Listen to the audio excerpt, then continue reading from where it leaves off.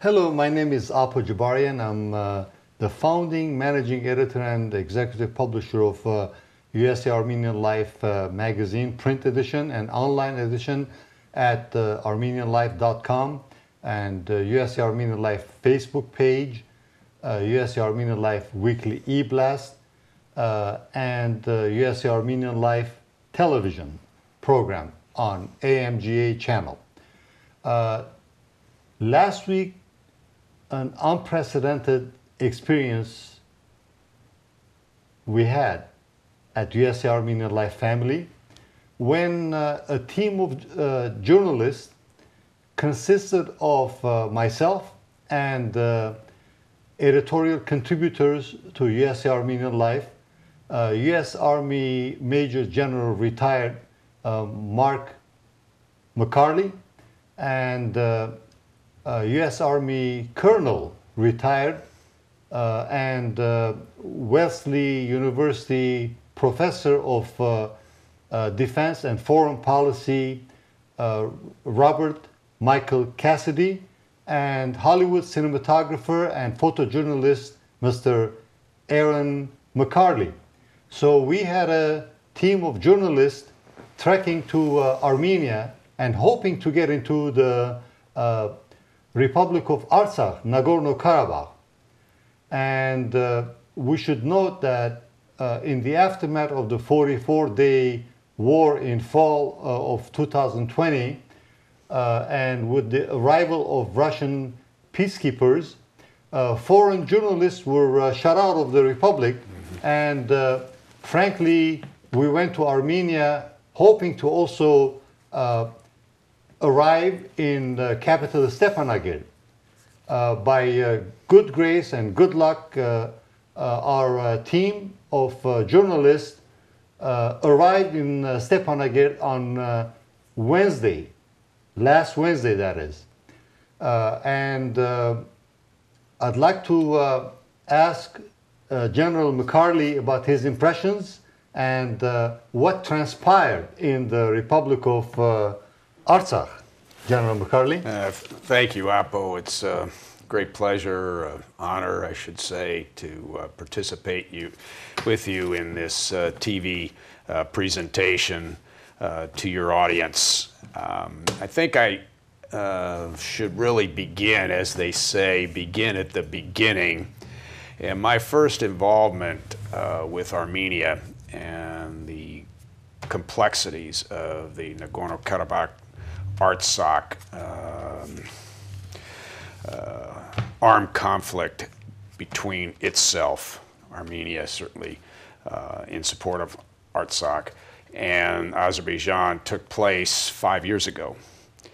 And I was afforded the opportunity to visit Artsakh during the course of the 4-day war. And in fact, in 2016. In 2016. And in fact, on the second day of the war, with the assistance of the then Minister of Defense of Armenia, I was able to move from Yerevan to Stepanakert, move close to the front lines, have an opportunity to view that armed conflict, and come forth with opinions of the manner in which that conflict was waged.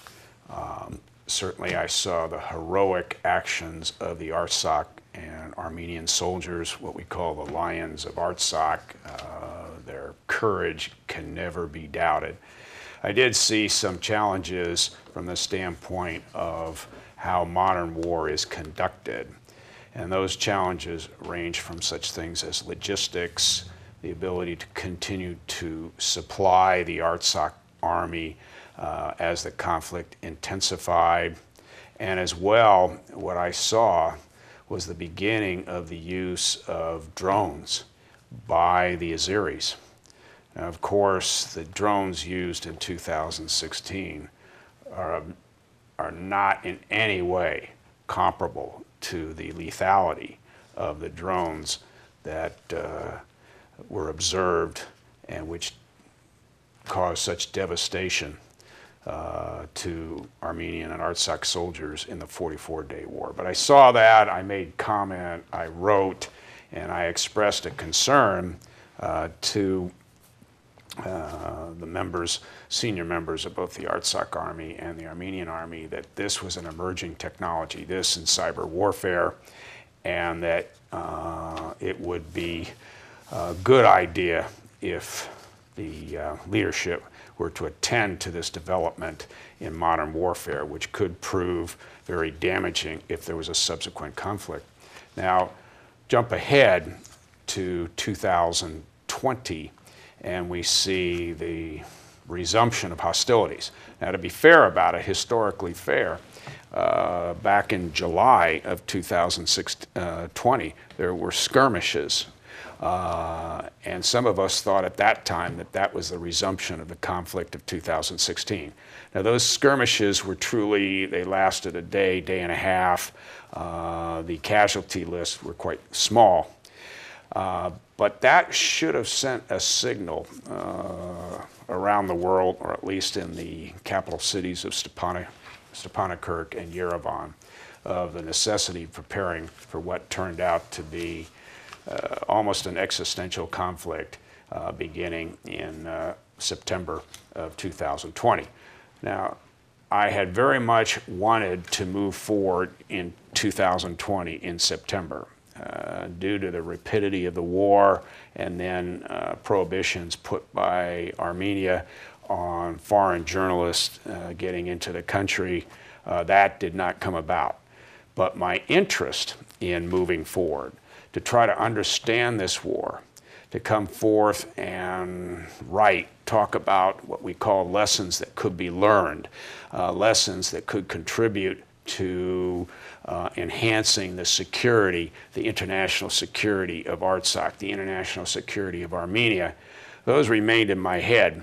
And so it was fortuitous that you and I got together just maybe 3-4 months ago and began to discuss whether or not an engagement with Armenia and Artsakh was possible now, the purpose of which was, one, to understand what took place to the extent that we're able. Now, there are continuing investigations taking place around the world about what took place, but that we ourselves as journalists might have an opportunity to take a closer look, and as well have communication with senior leaders both in Artsakh and Armenia about a couple of very significant issues. In fact, what we did, and you and I are basically the creators of this list, which truly was a result of a lot of inquiries sent to your TV station right after the war about how Armenia, how Artsakh could prepare and maintain its sovereign integrity.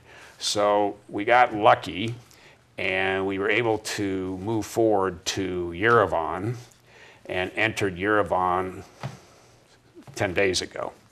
And then I think I should let you sort of come back at me with a few more questions, because the story that evolves after that is perhaps one of the most interesting of our journalistic mission. And you touched upon it because that's the piece that said, how in the heck were you able to move forward from Yerevan to Stepanakert? But I'll let you ask that question because... Yes, the key question in the minds of many, many members of our community in the American Armenian community and the wider American society is that how was our team able to break through the barrier when in fact CNN, The Guardian, and many world media representatives could not enter Artsakh in the aftermath of the 44-day war? And my view, Apo, is that when we arrived and we began our conversations with senior officials, both in the Ministry of Defense and in the Ministry of Foreign Affairs, and we were quite explicit and straightforward with those senior officials, and it was that we had a mission, We wanted to assess what took place a couple of months earlier, and we also wanted to come forth with sort of a study, which we would share, as to what could be done thereafter, here and thereafter, to support Armenia and Artsakh in what we called the maintenance of the security. And I think that that message resonated. And these senior officials, after confirming our credibility, and I think that that was very important, that we were not over there as some sort of a recreational mission, but this was truly a team of individuals with real background in the military sciences, in journalism, and in film, in terms of making documentaries, and that we'd come in there and we would have a positive, we'd generate a positive outcome, a good thing for Armenia. So with that, and all things seem to work out, sometimes we're not quite clear what took place, but while we were initially, even before we entered the country, it appeared that we would not have any possibility of moving to Artsakh. And of course, I was disappointed because I had been there 5 years ago, and that is the scene of the war. But things evolved when we got into Yerevan. And again, after those conversations with those who could influence the government, we found a way in Stepanakert, and to have a conversation, to interview and have a conversation with the president, President Harounian, which had not been done for months because of the restrictions imposed upon foreign journalists. In fact, almost anybody, except if that person were a citizen of Armenia with a residence in Artsakh. Other than that, nobody got forward. But we pulled this off, and I have to tell you, in my mind today, and I'll never forget this, we achieved something that nobody else had been able to do. Absolutely. And that resulted in a conversation about the security and the maintenance of that security with the president of Artsakh. Can you share with our viewers a set of key national security related questions? Yeah, Apo, I think we should, we're going to go through those questions not as an academic exercise, because television, the great thing about television is you've got to encourage people to watch, and we have to make it interesting. So we should say that those questions that you and I worked, put together, are not really the result of our own originality. But those questions came about because they were essentially the same questions that your viewership sent to you by email, cards, phone messages throughout the course of that 44-day war, in which we had that initial burst of enthusiasm, and it appeared that Armenia Artsakh were going to be terribly successful, and then not only the disappointment, but frankly the anguish that occurred when the realization came about that the Azeris, coupled with the Turks, coupled with terrorists, ISIS terrorists, all combining together to apply inordinate pressure on Armenia and Artsakh, which resulted in the ceasefire, which is a matter of continued controversy. So how did we get to the questions? We sat down and, frankly, we laid out the questions. And maybe time's perhaps right to read those questions, or at least recite those questions. And first and foremost, the question that your readers, and we wrote it down, is from the perspective of your readers and USA Armenian Life and those who view your TV program and those around the world that have the opportunity to see what you've done. The Armenian diaspora, which of course those here in America are part and parcel, is concerned about the continued threat to Armenia and Artsakh's national security. So the question that we put to the president was, President Harounian, and to the senior officials of Armenia is that true? Are the members of the American diaspora right to be concerned about the national security, the international security of Armenia and Artsakh, or should this just not be a matter of any interest or concern whatsoever? So that's the first question. So that certainly provoked an appropriate response from the president, and that response was quite clear: yes, that the diaspora is sort of the fifth column. It's extraordinarily important to the integrity, the economic success of Armenia and Artsakh, And now we're saying that the diaspora is also and should be considered an integral member of that coordinated effort to maintain the security of those two countries. Apo, thank you for putting the pictures up for view, because this shows the president, Artsakh president, and that's Haratunian. Yes, accompanied by Presidential Chief Advisor and Ambassador with Special Assignments, General Rudy Husuns. And on our side of the team, at the extreme left, you'll see Colonel Cassidy, National Strategic Advisor. His reputation precedes him. He worked extensively in Afghanistan, basically doing a deliberate strategic development. Then we have yours truly, and I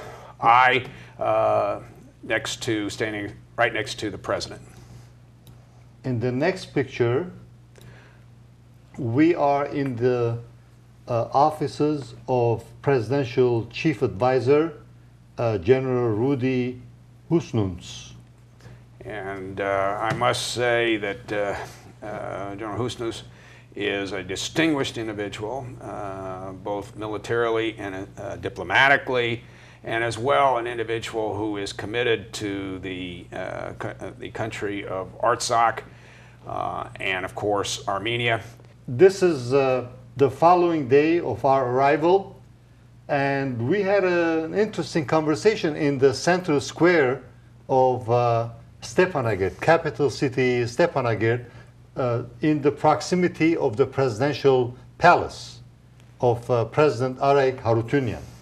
And I have to tell our viewers that we were up quite early. It must have been 6:30, 7 o'clock in the morning. The streets were basically vacant, except for an old soldier, an Artsakh soldier, and he and his close friend were having breakfast, and we began a conversation. The city was just waking up. Oh, it was. Maybe we can share with our readers the short conversation. It would be worthwhile. Let's do that. Yeah. My name is Apo Jabarian. I'm the publisher and managing editor of USA Armenian Life and Hijack Armenian Weekly and ArmenianLife.com, and USA Armenian Life Facebook page and USA Armenian Life TV host. We're from Los Angeles. I am in the company of U.S. Army Major General retired Mark McCarley, who is now become a journalist and also an attorney.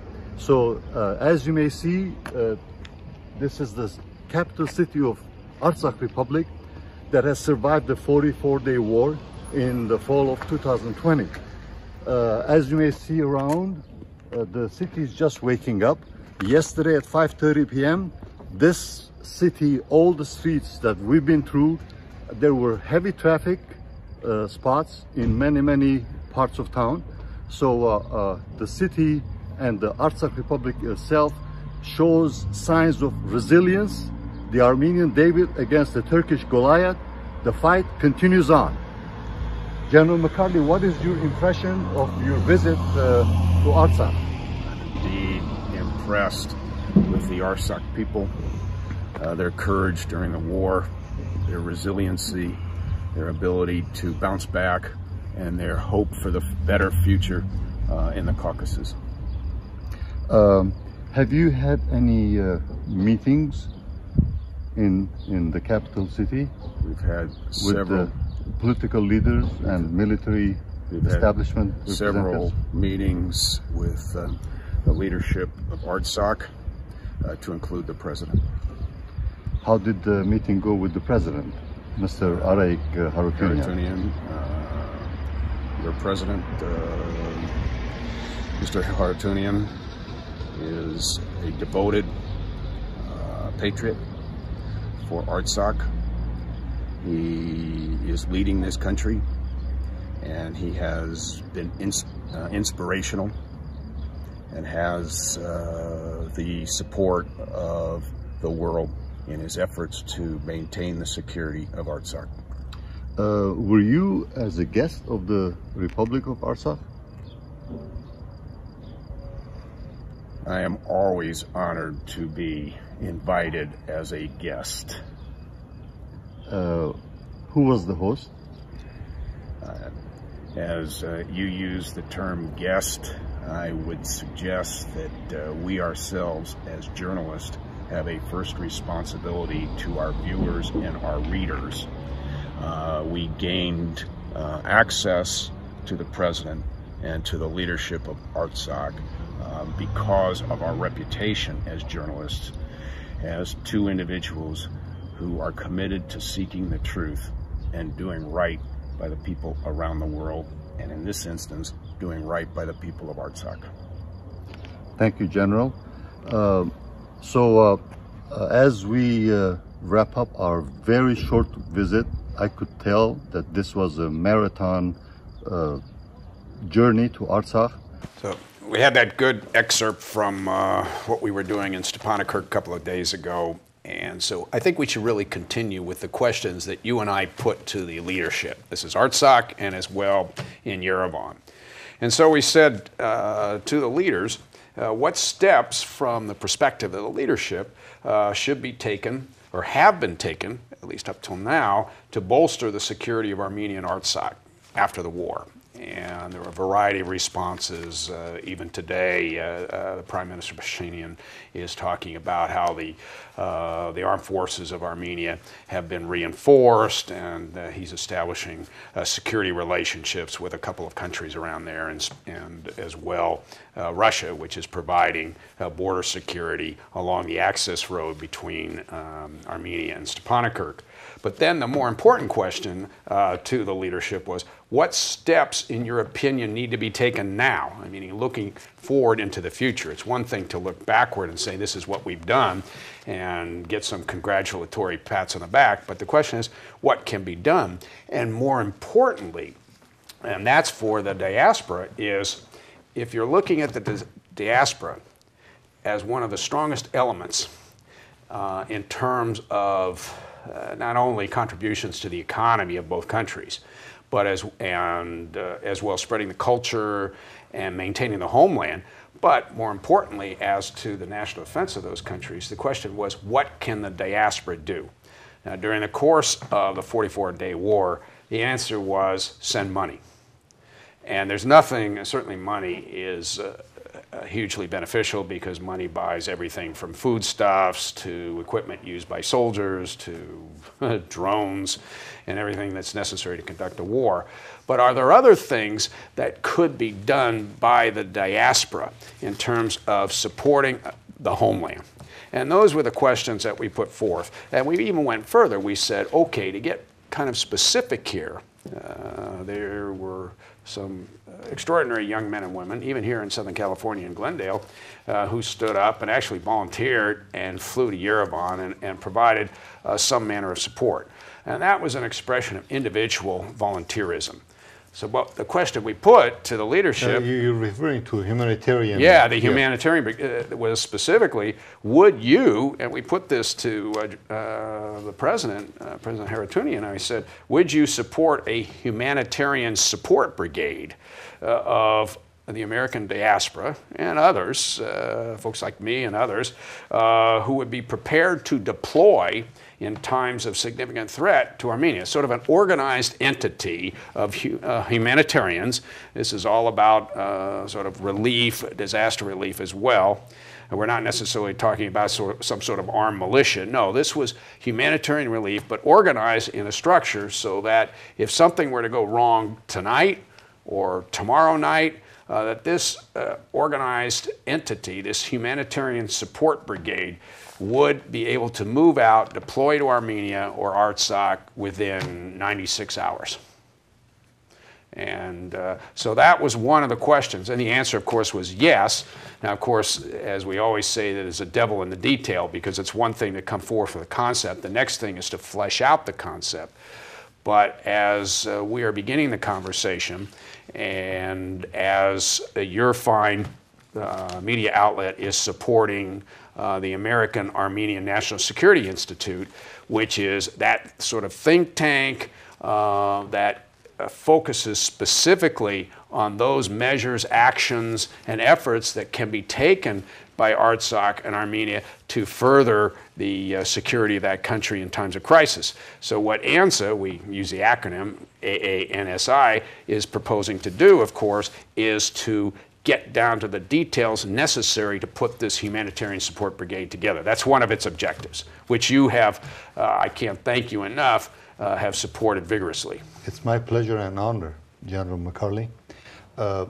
When we got to Armenia, we went back to Armenia from Artsakh, you paid a number of moving visits to the genocide monument. I think it's almost obligatory for those who cherish Armenia as a citadel of democracy to visit in a solemn manner the Genocide Memorial. And I am kneeling, genuflecting, praying for those who were sacrificed, who suffered made the ultimate sacrifice, the loss of their lives, their families, everything that they held dear as a consequence of the Armenian genocide of 1915 through 1921. Now the next photo, this is at St. Sarkis Church in Yerevan. Now, as a soldier, we revere those who have made the sacrifice, the ultimate sacrifice in defense of liberty. So each one of those candles I placed before the altar, said a brief prayer, and that's for those men and women, soldiers, in the last war, the 44-day war, the 4-day war, the War of Independence, and all the other conflicts that Armenians have found themselves in, trying to protect their national identity. And so this was a very reverential moment. It's one that deeply moved me, and this is certainly depicts the feelings I had as I rendered my small prayer in thanks and prayer for the souls of those who sacrificed. The next photo. Now this one is, this consists, your viewers can see, members of our journalistic mission, at least 3 of us, I, Colonel Cassidy, Apo, you're present, and then we have General Melchonian, who is standing next to me, another Armenian hero. He was the Deputy Minister of Defense back in the 90s, still very, very much involved in Armenian civic activity. He's a member of Parliament, and he contributed significantly to the success of the mission, giving us advice, providing us with transport. And the other fine fellows were those who were closely associated, supportive of our mission, closely associated with General Melchonian, and of course you. And we couldn't have pulled it off without their assistance. And next to General Melchonian is, let's stay on the same photo. Yeah, I think we can't forget that. General Samvel Babayan. Absolutely. The founding chief of Artsakh Defense Army. And he was the hero of Sushi, as well as a couple of others. An author, a leader. He's a man of passion, directness. You can see he's a military leader through and through. We had some extraordinary conversations, and he genuinely had studied the most recent 44-day war and had come up with his own view of what happened and what might occur in the future if there were any attempt by Azerbaijan or any of its allies to invade once again the sovereign republics of Artsakh and Armenia. So he's a tremendous hero in my mind. Next to General Babayan is Mr. Vova, who is the commander of Tikran the Great contingent, and he served during the first Artsakh Liberation War, and he is befriended on his left on his right by a veteran of First Artsakh War, Melchonian, and on the far right on the screen is Mr. Mejlum. Next photo. The next photo, of course, is something that anyone who has an opportunity to visit Yerevan must observe, must come by. And of course, that's the picture of the mother of Armenia, mother of victory. Armenia is a victorious nation, a nation of proud individuals, men and women. And it's at the top of the hill. And as I said, it should be one of the most important tourist sites, or sites that any tourist should consider visiting. In the next photo, we see Mother Armenia statue building houses. Yeah, now what's really interesting, and I have to tell you, I kind of took pride in this because Apo, and you've been here. I've been to Armenia several times. I've been there before. I had no idea, but I felt no one told me that there was such a wonderful, impressive military museum until you came along. I felt very proud in telling you that there was a military museum within the confines of that building. I want to thank you. Next photograph. There we go. Next photo. Yeah. Now this is what is so interesting to military professionals, because this is what we call a sand chart, and it gives an idea of the maneuvering of units. Now, this depicts the first War of Independence, but it was equally valuable. The sand table itself was equally valuable because I could use it to begin to analyze what took place in the 44-day war and in the 4-day war. So I spent a considerable amount of time here.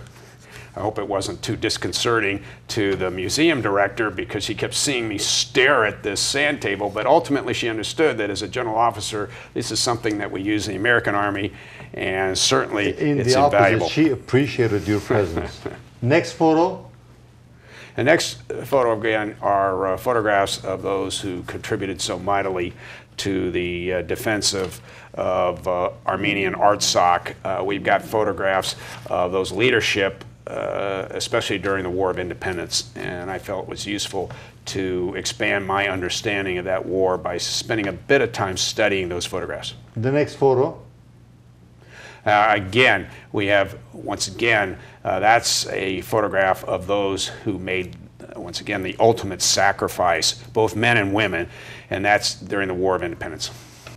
General McCarley, I had the utmost pleasure and honor to be part of the delegation, journalistic mission to Armenia and Artsakh, and I would like to announce to our readers that this conversation shall continue as General McCarley, retired General McCarley, and retired Colonel Cassidy and myself, along with the cinematographer and photojournalist Mr. Aaron McCarley, have brought a wealth of information and images and videos.